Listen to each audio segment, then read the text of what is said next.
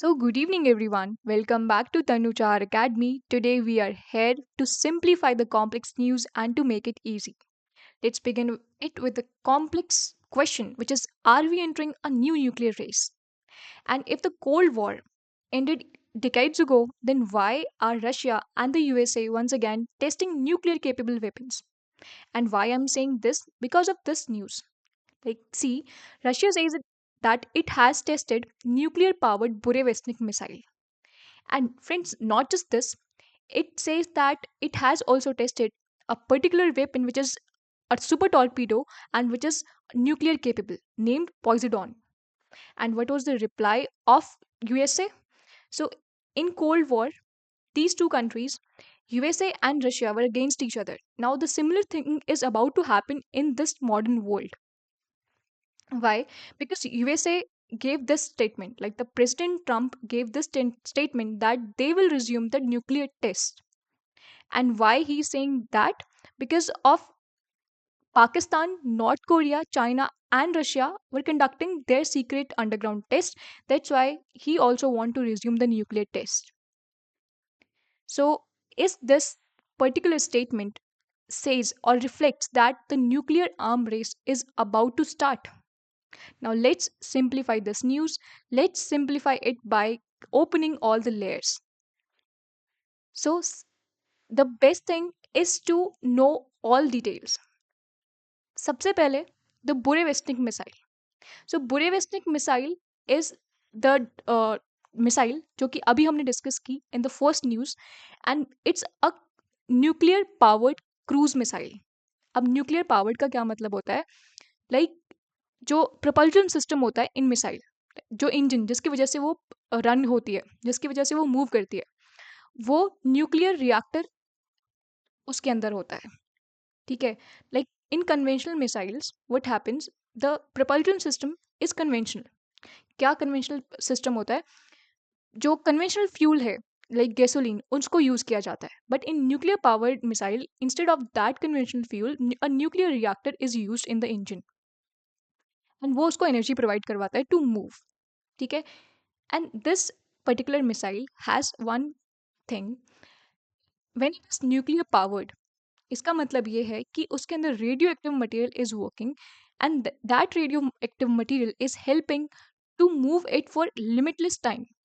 Like this missile, Pyrovistic missile, as confirmed by Russia, it traveled in the atmosphere for 14,000 kilometers, 14,000 kilometers, and for 15 hours. Okay, so this is a huge time and a huge distance. And ये कोई एक limit नहीं है, इसके अलावा भी वो इससे ज़्यादा लिमिट में भी जा सकती है मिसाइल, उससे ज़्यादा टाइम को भी कवर कर सकती है। Then this Poseidon, this is a super torpedo और a giant under water drone. This is nuclear powered as well as nuclear armed. इसमें जो वॉर हेड है वो एक न्यूक्लियर वॉर हेड है।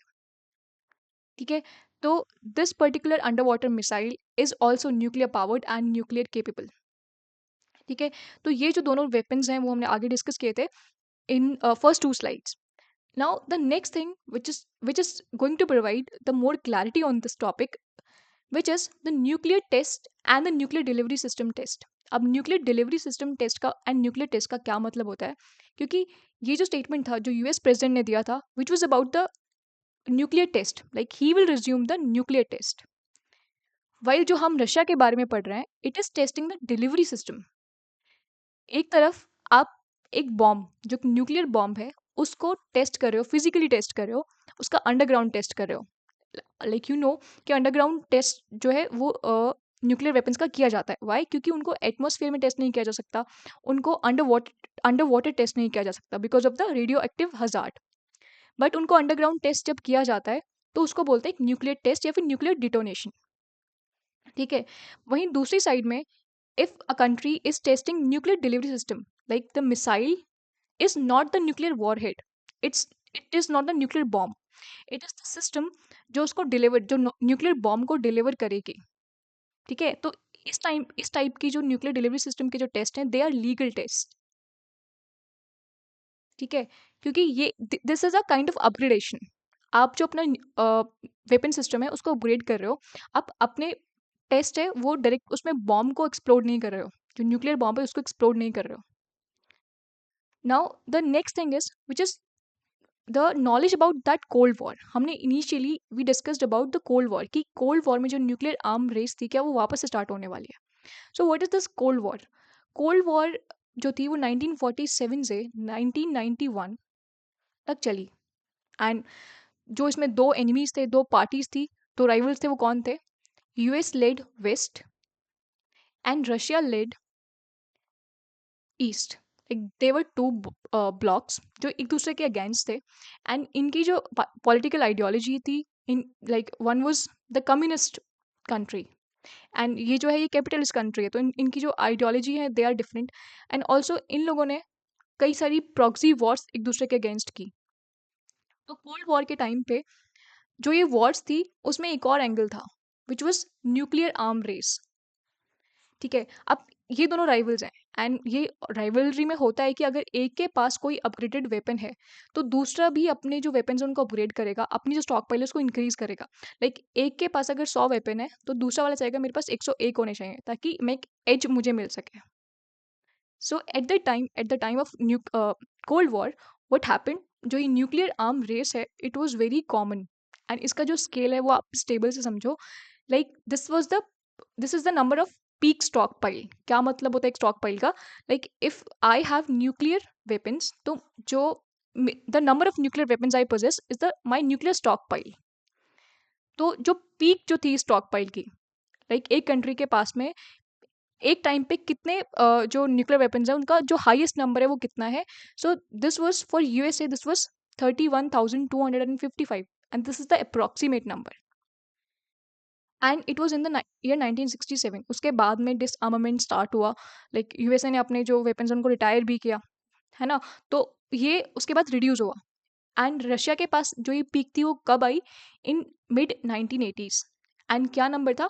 40,000 to 45,000. Again it's approximate number. And USA ने कितने जो टेस्ट थे वो किए थे nuclear test? Around 1030. And Russia ने 715 टेस्ट किए थे during the cold war era. So at the time the nuclear arm race was at another level. And ये जो रेस अगर ये वापस स्टार्ट होती है तो इसके क्या इम्पैक्ट्स होंगे वो हम आगे देखेंगे. बट उससे पहले हमारे लिए जो समझना ज़रूरी है which is nuclear non nuclear proliferation treaty. तो ये जो प्रोलिफरेशन है इसका मतलब क्या होता है? You are increasing something. ठीक है, अगर आपके पास कोई एक चीज़ है you are proliferating it.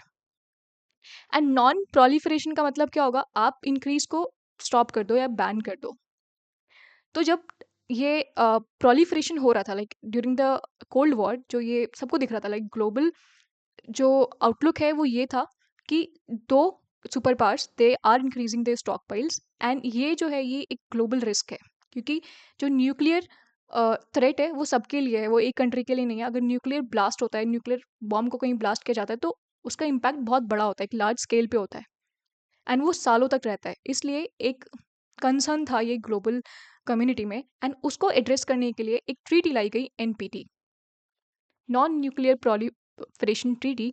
And it was the year 1968 जब इसको साइन किया गया. एंड 1970 में it finally came into force. कितने कंट्रीज ने साइन किया था? 191. And the thing which is head is India was not the signatory and not even Pakistan. दोनों ने इसको साइन नहीं किया था. That's why we have nuclear weapon today. ठीक है, तो इस ट्रीटी के 3 पिलर्स हैं. Like this treaty is very important for you when you are discussing nuclear weapons. तो इस ट्रीटी में क्या 3 पिलर्स हैं? First is non nuclear proliferation. अब इस ट्रीटी ने कंट्रीज को 2 पार्ट्स में डिवाइड कर दिया. लाइक देयर आर कंट्रीज जिनके पास न्यूक्लियर वेपन्स हैं, ठीक है, एंड देयर आर कंट्रीज जिनके पास न्यूक्लियर वेपन्स नहीं है. तो इनको 2 कैटेगरीज में डिवाइड किया. First is nuclear weapon state, second is non nuclear weapon state. तो ऐसी कंट्रीज जिनके पास 1967 से पहले न्यूक्लियर वेपन्स हैं उनको न्यूक्लियर वेपन स्टेट बोला गया. एंड ऐसी 5 कंट्रीज थी: Russia, USA, China, France and UK. So these were the 5 countries जिनके पास 1967 से पहले न्यूक्लियर वेपन्स थे. एंड इनके अलावा जो भी कंट्रीज थी उनको नॉन न्यूक्लियर वेपन स्टेट्स बोला गया. ठीक है। तो अब पहला जो पिलर है, it is related to the non nuclear weapon state. ठीक है। तो जिन कंट्रीज़ के पास में 1967 से पहले कोई भी न्यूक्लियर वेपन नहीं है, they are the countries which were called non nuclear weapon states. And इनको ये बोला गया कि now it is a mandate कि अगर आपके पास अभी न्यूक्लियर वेपन नहीं है, तो आगे फ्यूचर में भी आप ये साइन करो कि आप कोई न्यूक्लियर वेपन नहीं बनाओगे। Like it's a perfect ban on making any kind of nuclear weapon. तो जो भी इसको साइन करेगा, वो आगे कोई फ्यूचर में न्यूक्लियर वेपन नहीं बनाएगा। एंड कंट्रीज़ ने बनाए भी नहीं जिन्होंने इनको साइन नहीं किया था। Then comes the disarmament. This is for the nuclear weapon state.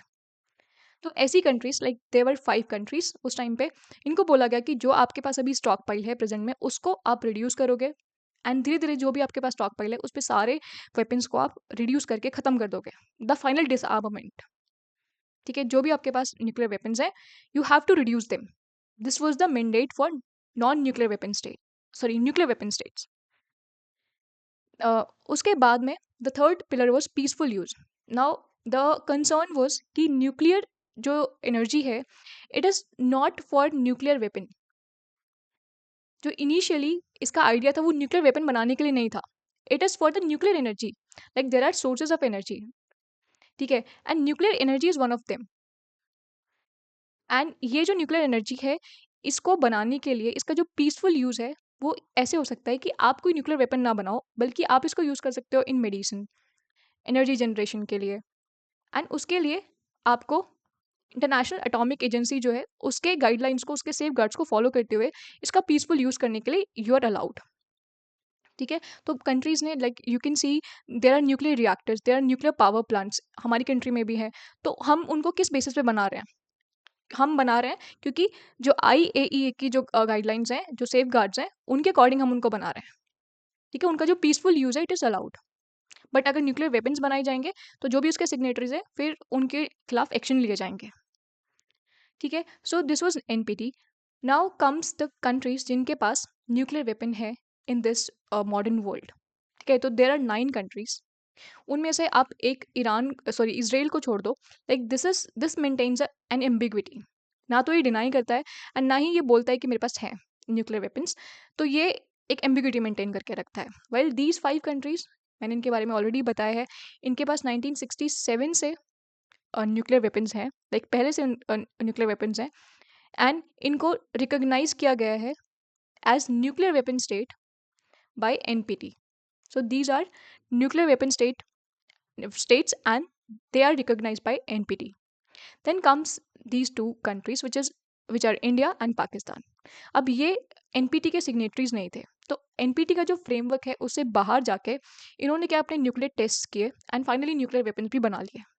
So these are countries जो न्यूक्लियर वेपन को पोजेस करती है, बट ये सिग्नेटरीज नहीं है NPT की। ठीक है, तो NPT को साइन इन्होंने नहीं किया हुआ है। Then comes an exceptional case, जो है नॉर्थ कोरिया। इसने पहले क्या किया था, NPT को साइन किया था, like it was the signatory. But 2003 में it formally came out of it. उन्होंने इस ट्रीटी को, like they abandoned it and they finally came out of it. And उसके बाद से उन्होंने जो टेस्ट थे उनको रिज्यूम कर दिया।